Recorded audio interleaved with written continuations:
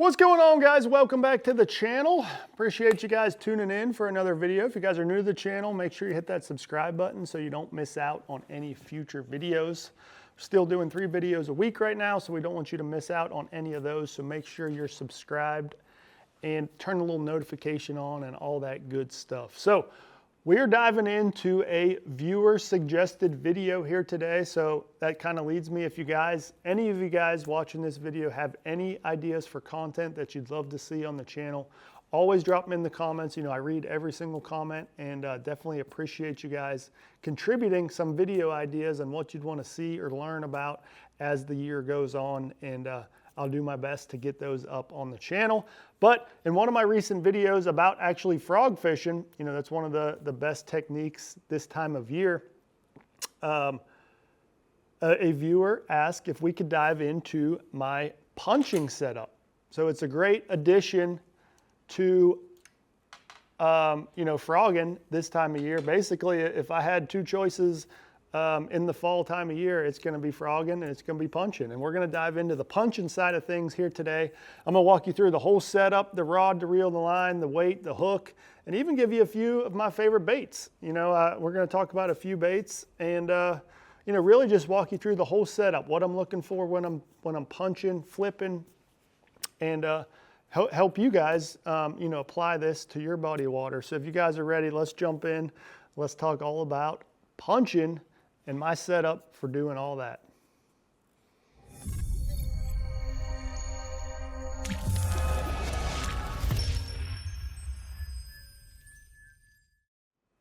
Okay, so like I said, you know, this is a great addition to your lineup if you're throwing a frog. You know, it's an excellent way to follow up on a missed frog bite, is to have a bait to flip or punch right over there into that same mat that the fish blew up or maybe just kind of rolled a little bit.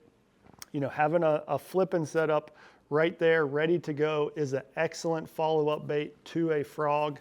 But really, once you get into the late fall, late summer, early fall, even into late fall, as the grass is still hanging around, the nights start getting cooler. That's really what I've found is the best triggering, or the best, I don't know, what's the word I'm looking for here? What the best sign that there's gonna be a good flipping bite. It really starts getting the best once those nights start getting cool in the late summer, early fall. You know, you start getting those nights that get down a little bit, and those bass are looking to stay warm. So they're gonna nestle up under a mat, under some cheese, some matted grass, things like that. And that's really when the punching bite gets really, really good in the fall time of year. Obviously, the grass has had the whole year to grow. The lake levels start coming down, and it's that perfect storm where you start getting some cool nights. They're looking for warmth. The lake level's falling, the grass is matting over, and it gives them that perfect little house to hide in. And really, there's no other way to target those fish other than with a good punching setup. And that's when this bite really gets good. And, you know, it's one of my favorite ways to catch them. It really catches some big, big fish. And it's almost like a reaction bite as opposed to a feeding bite. You know, they're sitting up under their little house, and a big weight with a bait comes dropping right down their nose. And they just kind of react and grab it and catch it almost. And man, it's one of my favorite ways to catch them, and I'm excited to do some of that here real soon. But let's dive into the setup and what I like to use. So really, I have 2 different rods that I like to use for my flipping. This one right here, this is the one I have the most experience with.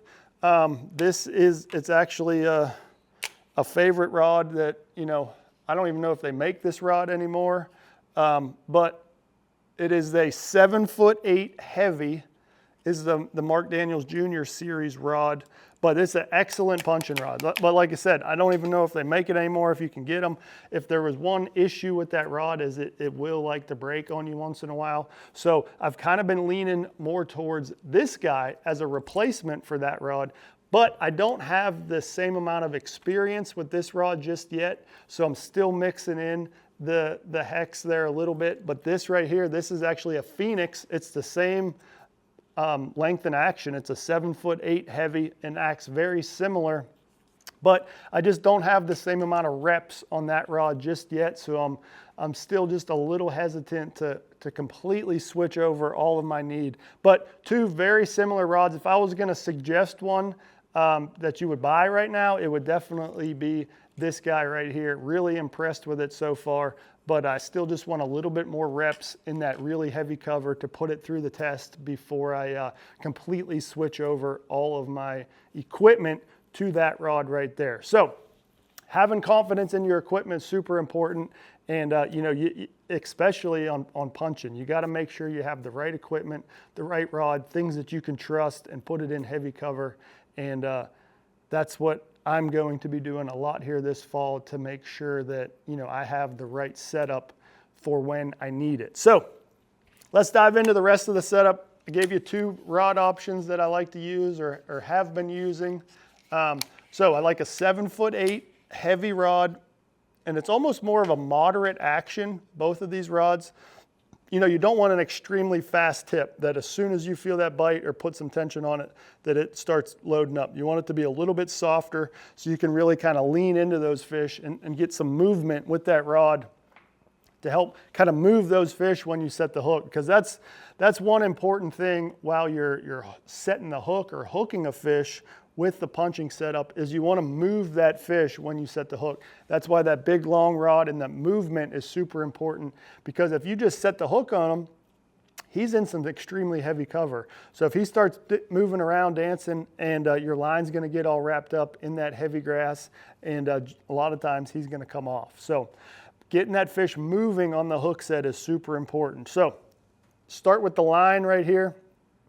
I use 65-pound Seagar Smackdown braided line 90% of the time. There is 10% of the time where I will drop down to 50-pound Seagar Smackdown braided line, but that is more of your sparse grass, your thinner punching, not your super heavy cover or extremely windy conditions. You know, if I was flipping a mat and it was extremely windy, gusty winds, that thinner diameter line won't catch the wind as much, and it allows you to fish a little more efficient and not have the wind putting a big bow in your line. So those are the couple times that I'll drop down to 50-pound, but most of the time I'm throwing 65-pound Seagar Smackdown braided line. Now, we're talking just my basic punching setup here. You know, obviously there's times where I'll have to go to a heavier weight, but majority of the time that I'm punching, I'm going with this guy right here, and that is a Epic Tungsten 1.5 ounce. So the 1.5 ounce weight is what pretty much my go-to for punching. You know, that's a big heavy weight. It's going to get down through a lot of heavy cover. So the 1.5 ounce is what I go to most of the time. Obviously there's times I'll go lighter and potentially even heavier, up to a 2 ounce weight if it's an extremely thick mat or something like that. But 1.5 ounce is generally what I'm going with. And then I really keep it simple on the hook as well. I really like a little bit smaller hook, to be honest with you. You know, I've seen some other guys flipping and punching. They use these big giant 5, 6, 7/0 hooks. But for me, I really like this guy right here. I have a ton of confidence in this hook. This is the Trocar TK135. So it's the monster flipping hook. That means it's a little bit heavier duty. It's got a welded eye. It's heavy duty monster flipping hook for catching those monsters. But I really like the 3/0 size, maybe the 4/0 size if you're using a little bit bigger bait. But generally when I'm punching, I'm using a pretty small bait. So I really love this 3/0 size. So you can see that's exactly what I have rigged up right here. The 3/0 monster flipping hook. And then I tie a snell knot on there. I'm a big believer in the snell knot, especially on your punching setups, because if that weight slides up and he has the opportunity to come down, you see how he can pop that hook right up into the roof of that fish's mouth. And anytime you put some pressure on there, it's going to pop that bait up. And I really believe the snell knot helps you catch some fish when you're punching. So that's the setup right there. Now, as far as baits, let's dive into baits and, you know, talk through a few different baits that I like to use. So, you know, if I'm looking for a little bit of action on my bait, some tails kicking, this is the perfect little punching bait. This is the 3-inch Yamakra from Yamamoto Baits. It's the perfect little size. You know, it fits that 3/0 3/0 hook really well, but it has those little claws that'll flap on the way down or the way up, give you a little action.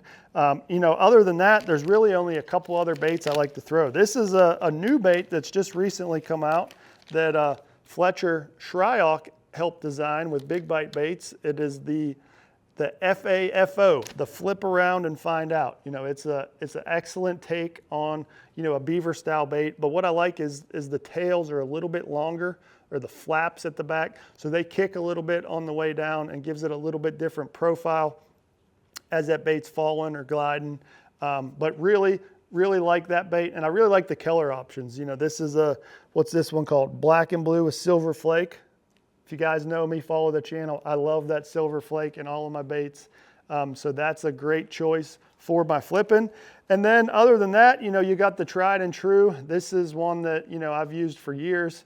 It's just a baby D-bomb. It's a great choice, great option for flipping. I love throwing that little thing, but that's one that doesn't have a whole lot of action. It just kind of glides down, doesn't have a whole lot of kicking action. And I'll kind of rotate between these three baits, depending on the condition, depending on how the fish are acting, and see if they like one versus the other. But generally speaking, whenever you're punching, it's going to be a reaction bite. So pick a bait that you like, you're confident in, and most importantly, out of all that, a bait that's not going to tear up. That'll save you a bunch of aggravation, is using a bait that's not going to tear up when it hits the grass a little bit wrong, and then you end up fouling your hook, you end up bringing in grass, getting frustrated and have to re-rig your bait, and you end up wasting a lot of time and a lot of flips. And in turn, that's more time that you could be catching some fish. So those are the most important things when it comes to punching. Hopefully you guys enjoyed this video. Hopefully you learned something from this video. Like I said, appreciate you viewers, always dropping video ideas. I do my best to get all of those on the channel for you guys. So hopefully you learned something from this. Appreciate you guys tuning in. As always, leave me those likes and comments down below. Hit that subscribe button if you haven't already, and we'll see you guys next time.